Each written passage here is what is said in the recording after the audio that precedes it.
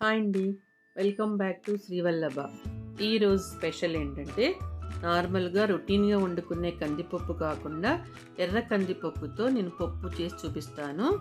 తోటకూర పప్పుని చేస్తున్నాను ఇప్పుడు ఎర్ర కందిపప్పుతో. దీనికోసం పప్పు వండుకునే కుక్కర్లో 1 కప్పు కందిపప్పు తీసుకొని ఇది శుభ్రంగా కడిగేసి పెట్టుకోవాలి. దీంట్లో 1 కప్పుకి కందిపప్పుకి 2 కప్పుల వాటర్ పోసి ఒక 15 నిమిషాలు నానబెట్టండి. తరువాత దీంట్లో మనం ముందుగా కట్ చేసి పెట్టుకున్న తోటకూరను వేసుకోవాలి. నేను ఇక్కడ ఒక చిన్న కట్ట తోటకూర తీసుకుంటున్నాను. ఇది మాకు కుండీలో కాసిన తోటకూర అండి. దీంట్లో ఒక టొమాటోని తీసుకొని చిన్న చిన్న ముక్కలు కట్ చేసి వేసుకోవాలి. 2 పచ్చిమిర్చి చీలికలు, ఒక ఉల్లిపాయని తీసుకొని ఇలా పెద్ద పెద్ద ముక్కలుగా కట్ చేసుకొని వేసుకోవాలి. కుక్కర్ మీద మూత పెట్టేసి స్టవ్ మీద పెట్టేసేయండి. హైలో ఉన్నప్పుడు 3 విజిల్స్, సిమ్లో పెట్టిన తర్వాత ఒక 2-3 నిమిషాలు వదిలేసి స్టవ్ ఆపేసేయండి. చూసారా పప్పు ఎంత బాగా ఉడికిపోయిందో. దీంట్లో ఇప్పుడు మనం ఒక 1/2 స్పూన్ పసుపు,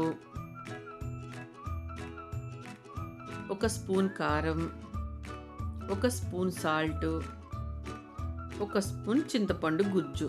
చింతపండు గుజ్జు లేని వాళ్ళు చిన్న నిమ్మకాయ సైజ్ అంత చింతపండుని నానబెట్టుకొని దాన్ని బాగా పిసికి చిక్కగా చింతపండు పులుసుని ఒక చిన్న పావు గ్లాస్ పులుసుని పోసుకోండి. చింతపండు గుజ్జు తయారు చేసుకొని ఉంటే ఇలా పప్పుల్లో, సాంబార్లో, పచ్చళ్ళలో వేసుకోవడం చాలా ఈజీ. ఈ గుజ్జు ఎలా తయారు చేయాలో వీడియో చేసున్నాను, ఆ వీడియో చూడండి. పప్పు అంతా ఈ విధంగా కలుపుకున్న తర్వాత అది పక్కన పెట్టేసి స్టవ్ మీద ఒక గిన్నె పెట్టి దాంట్లో 1 స్పూనున్నర ఆయిల్ వేసి తిరగమూత కోసం ఒక ఎండుమిరపకాయి, ఒక 4-5 వెల్లుల్లి రెబ్బలు పొట్టు తీసేసుకుని వేయాలి.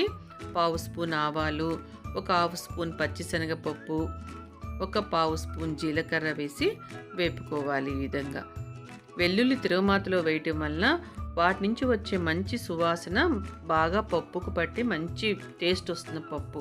దీంట్లో ఒక 1/2 స్పూన్ ఇంగువ, కరివేపాకు రెమ్మలు వేసుకొని బాగా వేపుకోండి.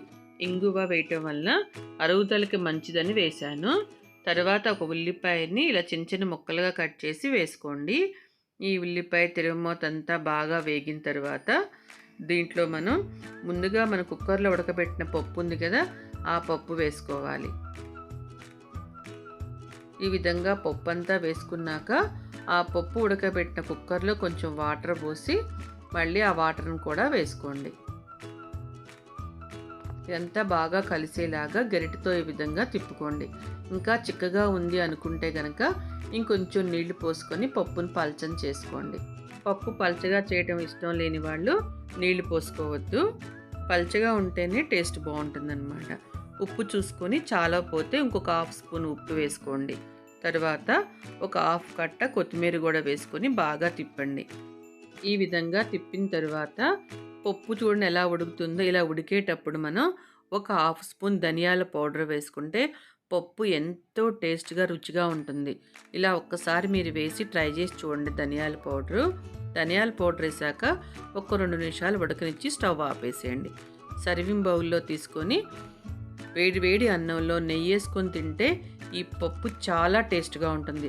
ఒక్కసారి మీరు కూడా ట్రై చేసి నా కింద కామెంట్ బాక్స్లో తెలపండి. ఈ వీడియో మీకు నచ్చినట్లయితే లైక్, షేర్, కామెంట్, సబ్స్క్రైబ్ చేసుకునే వాళ్ళు సబ్స్క్రైబ్ చేసుకుని పక్కనే ఉన్న బెల్ ఐకాన్ నొక్కటం మర్చిపోవద్దు. బెల్ ఐకాన్ నొక్కటం వల్ల నా వీడియోస్ అన్నీ మీరు చూడగలుగుతారు. Okay, bye, thank you.